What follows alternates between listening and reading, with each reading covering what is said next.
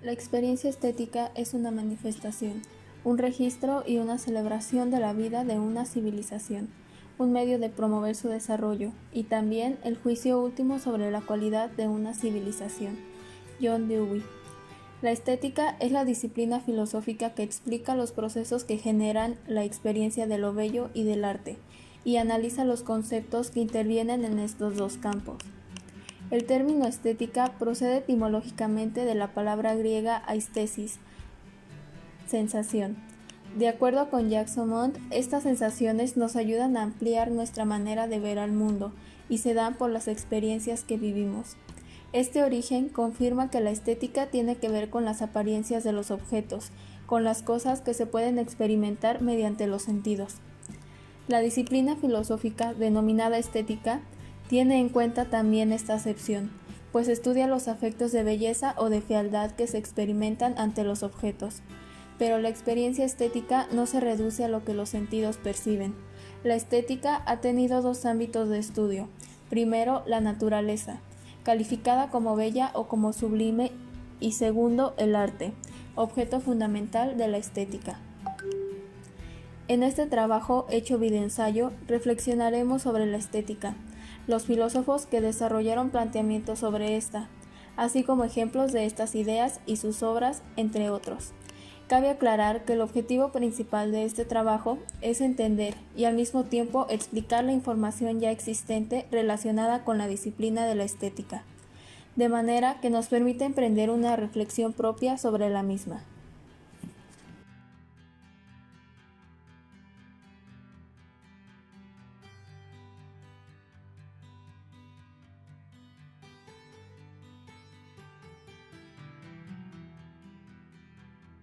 Para iniciar con este trabajo es importante dejar bien en claro lo que es la estética. En términos generales, es la disciplina que estudia la naturaleza de la belleza y la percepción de ésta por parte de los individuos, por lo cual se relaciona estrechamente con el arte. En filosofía, estética es la rama que estudia la esencia de lo bello y de la percepción de la belleza del arte, es decir, el gusto. Surgió en el siglo XVIII en el contexto de iluminismo o ilustración. Estética posee diferentes acepciones según el contexto donde se emplee, aunque todas giran en torno a la percepción de lo bello. En contextos cotidianos se usa para referirse a la apariencia física de una persona, de una cosa o de espacios. Por ejemplo, poner el basurero en la puerta afecta a la estética de la fachada. La palabra estética puede referirse también a la higiene y a la presentación personal. Un ejemplo es: este niño ha obtenido A en estética, siempre está pulcro y sus trabajos lucen ordenados. De allí también que algunas veces se llama estética a los centros de embellecimiento. Por ejemplo, la depilación, cuidado de la piel, masajes reductores, tratamientos rejuvenecedores, etc. Otro ejemplo es cuando se habla de cirugía estética, cuando se realiza una intervención quirúrgica cuyo propósito es mejorar el aspecto físico de una persona.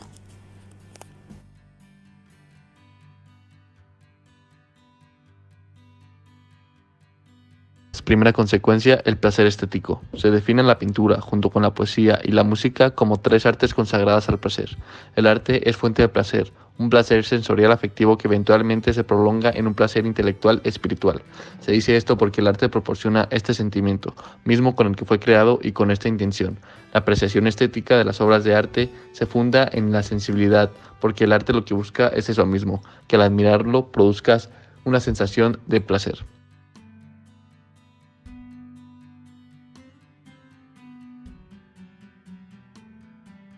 Segunda consecuencia, la sensación como vía de acceso al mundo. La primacía de lo sensible contribuye a establecer o fijar jerarquías entre las diferentes artes, como la poesía y la pintura. Por ejemplo, la poesía nos afecta justamente debido a la oscuridad y la confusión que le sean propias. Pero la pintura, en cambio, si bien se limita al registro de las ideas claras, tiene al menos la ventaja de presentarlas en su inmediatez, de manera impresionante, repentina y sobre todo en su particularidad e incluso en su singularidad.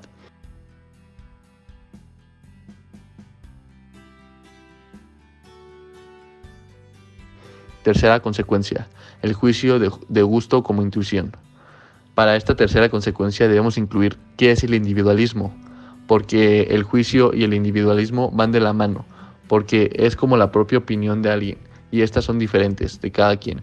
Para el marxismo, la invención del individuo se le describe como dueño de sus opiniones, sus conductas y su destino. El gusto no trasciende lo individual y sus caprichos puede pretender regular nuestra relación con el mundo o la sociedad.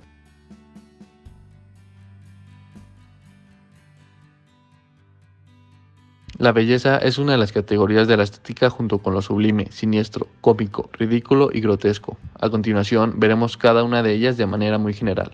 Lo bello viene del latín bellum, que se traduce como bueno o excelente. También se considera como armonía, cualidad que se asigna a la configuración del universo reflejada en una expresión artística. Aristóteles ve a lo bello no solo como agradable, sino también como que brinda placer. Por otro lado, Platón se opone a una concepción relativista y subjetiva, planteando la necesidad de buscar una validez universal.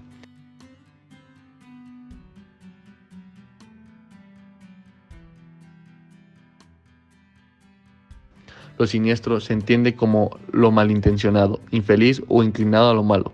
Pertenece al orden de lo terrorífico, suscita la angustia y el temor. En la mayor parte del tiempo se relaciona con la muerte. Lo ridículo viene del latín ridiculus, que detona rareza o extravagancia que puede mover a risa. Lo grotesco viene del italiano grota, que es extravagante, grosero o de mal gusto. Alude a lo desfigurado de la naturaleza. Los románticos lo relacionan con lo tragicómico. Es una concepción sobre la vida y radiografía social.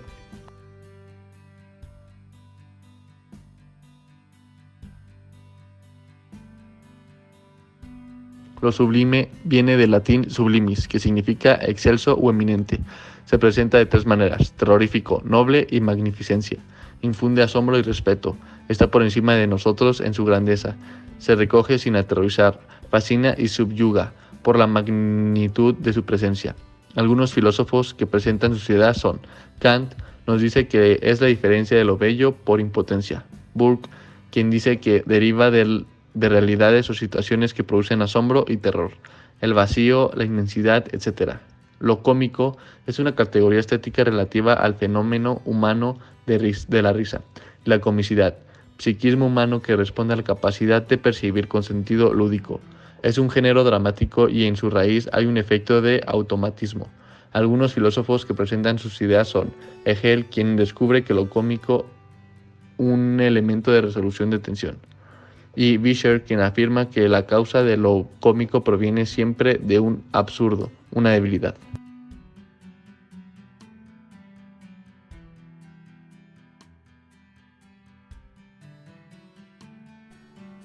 Filósofos y sus ideas. Los pitagóricos concibieron la belleza como armonía y a esta como propiedad del cosmos.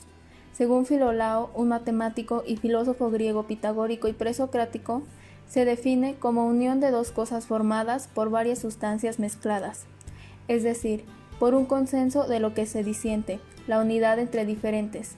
No es casualidad de una cosa particular y depende de medidas y proporciones, o sea, de números. Un maravilloso ejemplo para entenderlo mejor es la armonía de los sonidos, que se consideraba como expresión del orden interno en la estructura de las cosas. Platón sostuvo en Atenas la doctrina pitagórica, teorizó sobre la belleza y el arte en obras, como El banquete y La República. Pero los representantes de la cultura jonia también asumieron la idea pitagórica de armonía.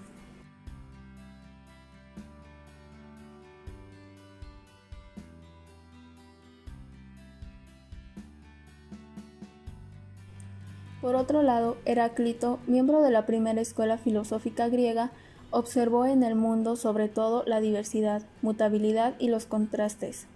Él dijo aquello de que nunca vemos la misma agua en un río, pero también supo apreciar la unidad y armonía.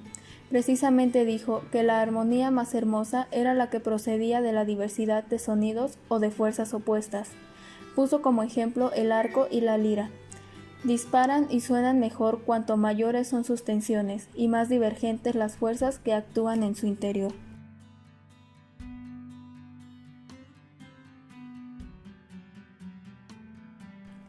Ya para el año 1735, El filósofo alemán Alexander Gottlieb Baumgarten describía la estética como la ciencia de la sensibilidad y de las relaciones del arte con la belleza.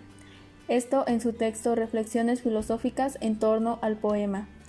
Otro tanto haría el filósofo prusiano Immanuel Kant en su obra Crítica del juicio, al señalar que la estética es la rama de la filosofía que estudia e investiga el origen del sentimiento puro y su manifestación como arte.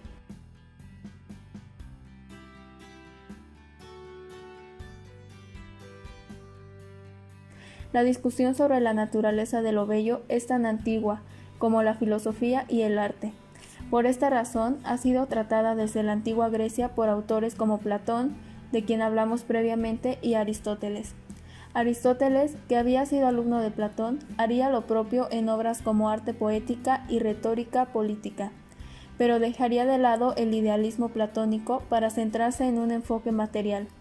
Será él quien desarrolle la idea de catarsis, que es una experiencia purificadora de las emociones humanas.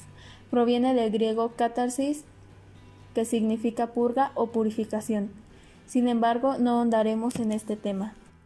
Estos dos autores representan, así, los dos principales enfoques de análisis sobre la belleza que se han dado en Occidente. A partir de ellos, otros autores han discutido sobre el tema y sus implicaciones a lo largo de la historia.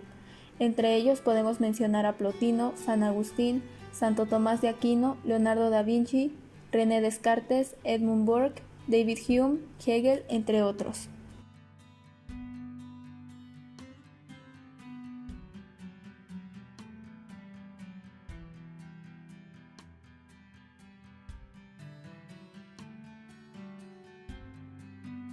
El estudio de la estética es muy complejo, pero muy interesante. Para entender la estética, primero tenemos que entender qué es la belleza, porque estos conceptos están muy relacionados y van de la mano, al igual que el gusto y el placer.